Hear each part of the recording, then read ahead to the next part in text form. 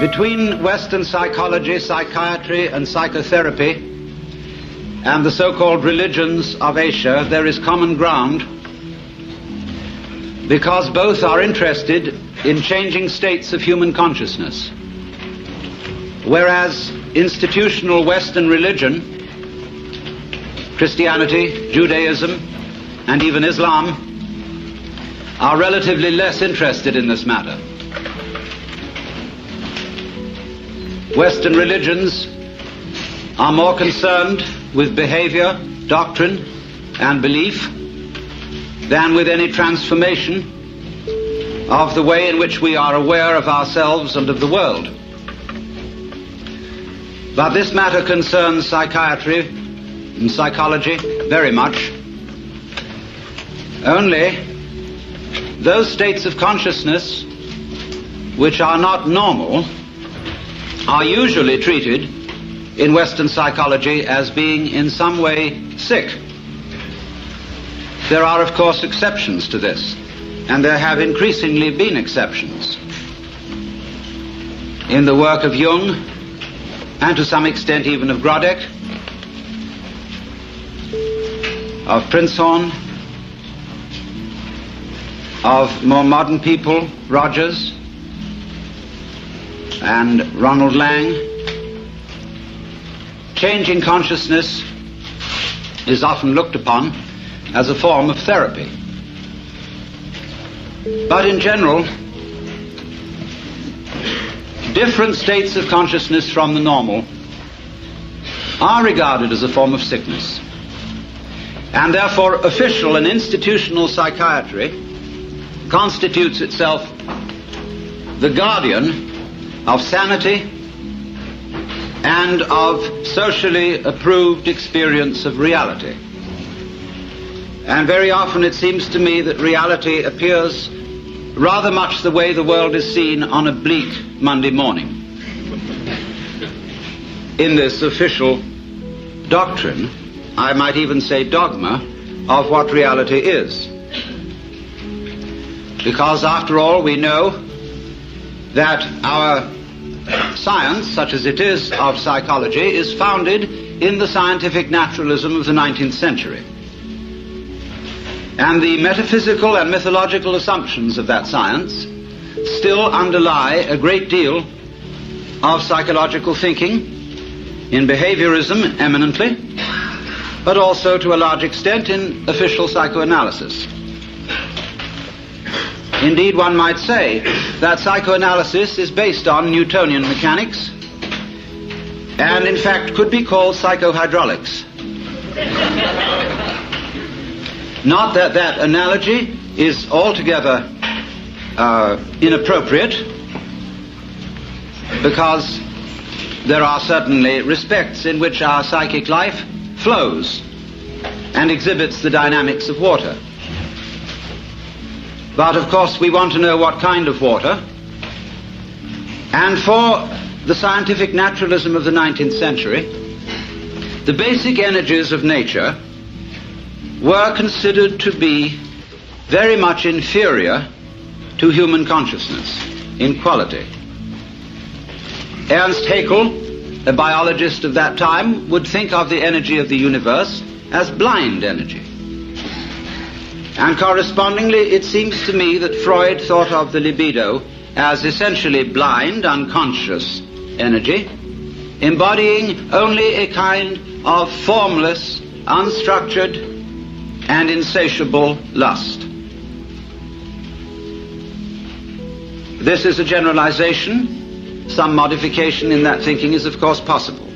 But the tendency is to regard all that which lies below the surface of human consciousness as being less evolved, because you must remember that this was also the time of Darwin's theories of evolution, of seeing the human mind as a fortuitous development from much more primitive forms of life, coming forth by purely mechanical processes, by natural selection and by the survival of the fittest. And therefore, man was in general seen as a fluke of nature, an embodiment of reason, emotion, and values, for which the more basic processes of nature had no sympathy and about which they did not care. If, therefore, the human race is to flourish, we must take charge of evolution. It can no longer be left to spontaneous process, but must be directed by human ingenuity, despite the fact that although our brains are capable of dealing with a colossal number of variables at once, our conscious attention is not. Most people cannot consider more than 3 variables at the same time without using a pencil. And this shows that in many ways the scanning process of man's conscious attention is very inadequate for dealing with the infinitely many variables, the multidimensional processes of the natural universe. However, a serious attempt has been made, and scientific naturalism issued in a fantastic fight with nature, in this whole notion of the conquest and subordination of nature, which has, as a matter of fact, very ancient, non-scientific and biblical origins, with the idea of man as the head and chief and ruler of nature in the image of God. And the time has now dawned upon us all when our attempts to beat nature into submission are having alarming results, because we see that it's very dangerous to mess around with processes that we don't understand, that have enormous numbers of variables, and we begin to wonder whether we hadn't better let well enough alone. At the same time, although I said that Western psychology had more in common, or more common interest with Oriental religion than it does with Western religion, there is a sense in which psychiatry and psychotherapy are becoming the religion of the West. Psychoanalysis has much in common with the forms and procedures of institutional religion. There is, for example, apostolic succession, the passing down of mana, of qualified power to practice therapy, from the father founder, Sigmund Freud, through his immediate apostles, to an enormous company of archbishops and bishops, among whom there are, of course, as there were with Christianity, heresiarchs such as Jung and Grodek and Rank and Reich. And the heresiarchs are duly excommunicated and anathematized.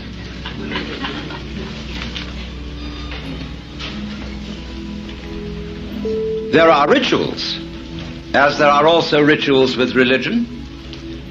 There is the sacrament of the couch.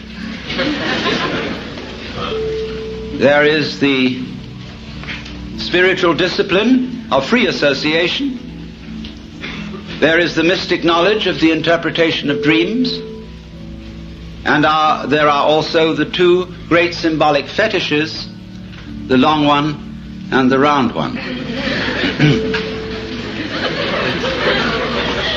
Now, it's extraordinarily easy to make fun of all this.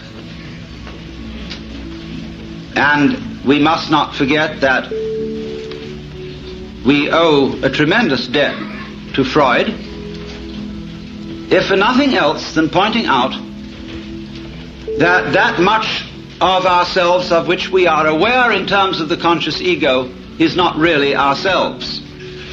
It is something superficial. However we define its nature, it is superficial.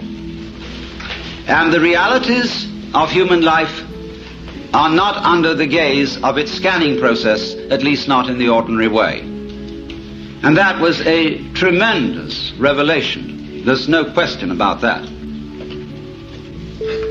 But one sees troublesome signs when the doctrines and processes of psychiatry, psychoanalysis, and so forth become officialized. And I think Thomas Sass, in his books, The Myth of Mental Illness and The Manufacture of Madness, is pointing out something extremely important to us, which is that, in effect, the psychological official of today is the priest, and that he is beginning to exercise the same sort of controls over human life as were exercised by the church in the Middle Ages. So that a professor of psychiatry at Columbia or Harvard or Yale medical schools has today the same sort of intellectual respectability and authority as the professor of theology at the University of Toledo or Padua would have had in the year 1400. Now you must realize that the theologians of those days not simply believed in their cosmology and the theology, they almost knew it was true in the same way that our scientists know certain things to be true. Despite the fact that they change their opinions very often, while they hold them, they have in effect the force of dogma, as witness the anathematization of Velikovsky for his uncomfortable ideas. And therefore, there are heresies existing today which are persecuted in the same way as heresies were persecuted by the Holy Inquisition. And they are persecuted out of kindness, in exactly the same way that the Holy Inquisition persecuted heresy out of kindness and deep concern for human beings. That is unimaginable to us, but it was so. For after all, if you seriously believed that someone who did not hold the Catholic faith and who voluntarily rejected it would be tortured physically and spiritually forever and ever and ever in hell, you would resort to almost any means to preserve a fellow human being from such a fate, especially if the complaint or disease of heresy from which he suffered was infectious. You would first of all reason with him. And if he was not responsive to reason, you would resort to abuse and to forceful argument. And if he was not responsive to that, you would give him shock treatment and bang him about. If that didn't work, the thumbscrew and the rack and the Iron Maiden. And if that didn't work, as a last desperate resort, you would burn him at the stake in the pious hope that in the midst of those searing fires he would think better and make a last act of perfect contrition, and so be rescued from everlasting damnation. And you did all this in the spirit of this is going to hurt me more than it's going to hurt you. In the spirit of a surgeon who is very, very sorry indeed that he has to make you undergo this extremely painful operation. But it is in your best interests, and there really is at least a 50-50 chance that you may survive.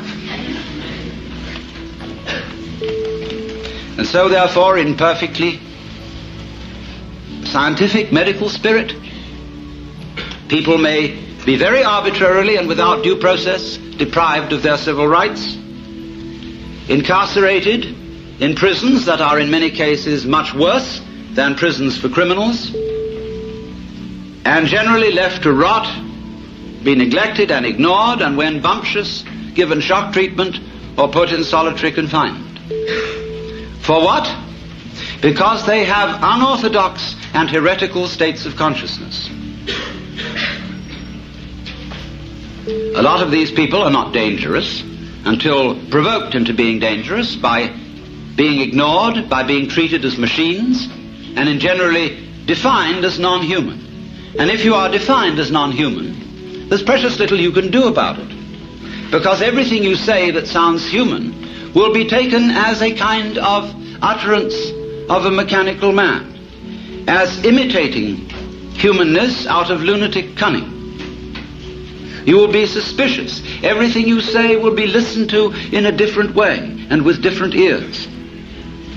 And you will have one hell of a time talking yourself out of it. Because there really are no rules as to what one must do when incarcerated for having unorthodox consciousness. There is no clear road to repentance. And this is found likewise in jails, where people are incarcerated on 1 to 10 year sentences, as in places like Vacaville, California, where when I visited such prisons, young men have come to me in perfect desperation, saying, I don't know what's happened to me, because I want to live like a decent citizen. I know I've done things that are wrong, but I simply don't know what is expected of me here. If I try to do what's expected, they say I'm compliant. And that seems to be some sort of a sickness. Thomas Sass drew attention to this when he quoted a discussion of the types of school children who may very well need therapy. There were overachieving children. There were underachieving children. There were children who exhibited erratic patterns. There were children who were sort of dully mediocre. In fact, every sort of child can be given a diagnostic name for his behavior which sounds sick. As Jung once suggested, life itself is a disease with a very poor prognosis. It lingers on for years and invariably ends with death.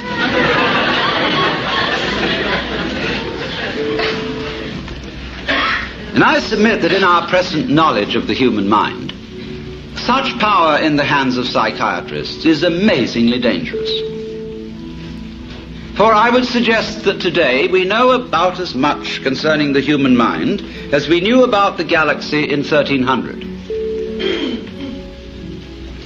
And that while there are indeed individuals who are certainly able to perform psychotherapy, it is the sheerest arrogance for anybody to say that he is officially qualified to do so. We do not know how it is done. Just as we do not know, really, how musical, artistic, and literary genius is done. You cannot really teach it. You can put the tools for doing these things into people's hands, and you can show them how to use the tools. But whether they will use those tools with genius is quite unpredictable. And this is above all true of the art of psychotherapy. We don't know how it's done. We've got some vague ideas. There probably are some people who, by reason of their mental derangement, are probably not qualified to perform it, because they are maybe out just to make other people into messes. But to say that there are certain standards and certain examinations that can be passed and certificates that could be issued, which do indeed qualify people for this work, is, I think, pernicious nonsense.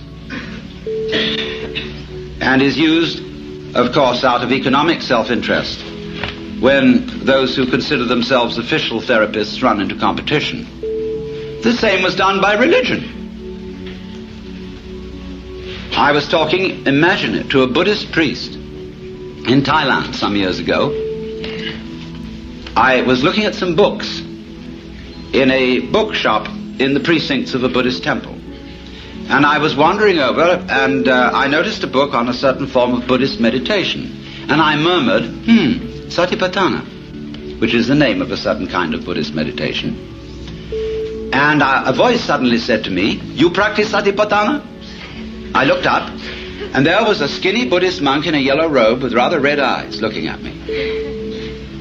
I said, not exactly Satipatthana. I use a different method. It's called Zen. Oh, Satipatthana, not Zen. I said, oh, well, it's something like it, isn't it? No. Well, it's rather like yoga, I said, isn't it? Not yoga. No, Satipatthana different. Only right way. Well, look, I said to him, I have a lot of Roman Catholic friends who tell me that their way is the only right way. Who am I to believe? You know, I said, you're like someone who's got a ferry boat for crossing the river I used a Buddhist simile. And another fellow down the stream has opened up ferry business. And you go to the government and say, he's not authorized to operate a ferry boat because he's competition to you. Let all operate ferry boats who will. And if you haven't got the sense to stay off one that sinks, it's your fault. And after all, I could say to him, you believe that everything that happens to you is your own karma. So why worry? But now, it's so interesting that since official psychiatry, and I underline that word official because I hope those of you in this audience who are therapists will regard yourselves as unofficial. At least that'll give you an out. But nevertheless, official psychiatry has curious things in common with Western religion as well as with Eastern. With Eastern, I said, only insofar as it has an interest in states of consciousness and inclines to regard other states of consciousness than the ordinary as sick. But it has one very important feature in common with Western religion. And to that, we have to go a little bit into Western religious history and ask ourselves what in Western religion, and especially in Christianity, and this goes also for Judaism, Islam, what is the great heresy? Curiously enough, the great heresy was first in the West committed by no less a person than Jesus Christ, who believed himself to be God. This, of course, will be unquestionably true if you think that the Gospel of St. John has historical value. It's a little vaguer in the Synoptic Gospels, but if you read the Gospel of St. John, there is absolutely no doubt about it, for he said, I and the Father are one. He who has seen me has seen the Father. Before Abraham was, I am. I am the way, the truth, and the life. I am the resurrection and the life. He said all that, according to this gospel.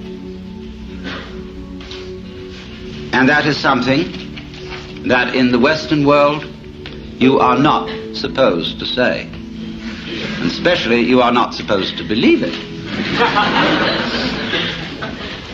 And naturally it was very difficult for Jesus, because he was saying all this in the context of the Hebrew culture. And he tried to find language in the Hebrew scriptures with which to express his state of consciousness, because he had an unusual state of consciousness. As I read it, he had cosmic consciousness, otherwise known as mystical experience, otherwise known as moksha, nirvana, bodhi, satori, fana elvana, or what you will. And that happens to people. It has happened as far back as we know. It happens all over the world and in all cultures. We don't know very much about it. We don't really know ways in which to make it happen, because it seems to be of the nature of it that it is a spontaneous surprise. But it unquestionably happens. And most people keep their mouths shut about it when it does. I had a friend who in the middle of having a stroke had this illumination, and he said to me, I fear to speak to my friends of this, but it was the most beautiful experience. I shall never be afraid of death. In fact, I recommend everyone to have a stroke.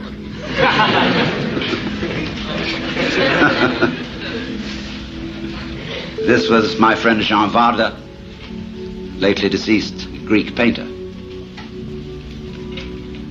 But Jesus certainly had this transformation of consciousness. And he was crucified for it. Why?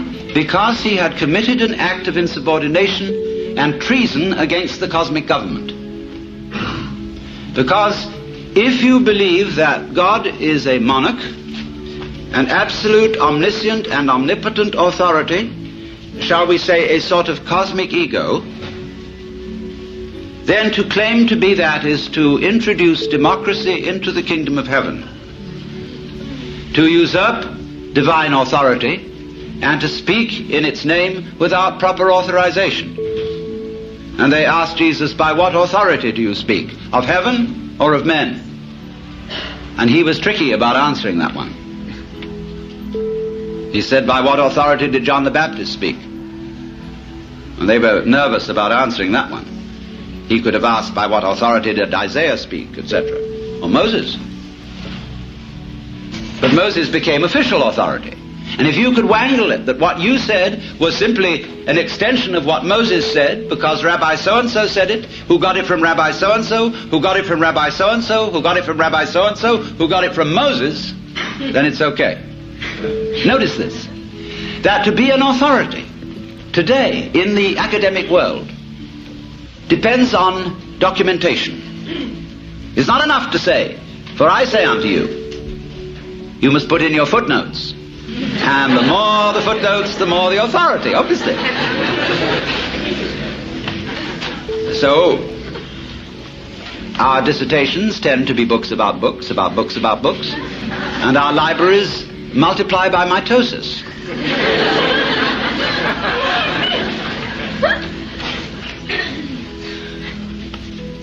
So, when somebody speaks as an authority, that means speaks as the author.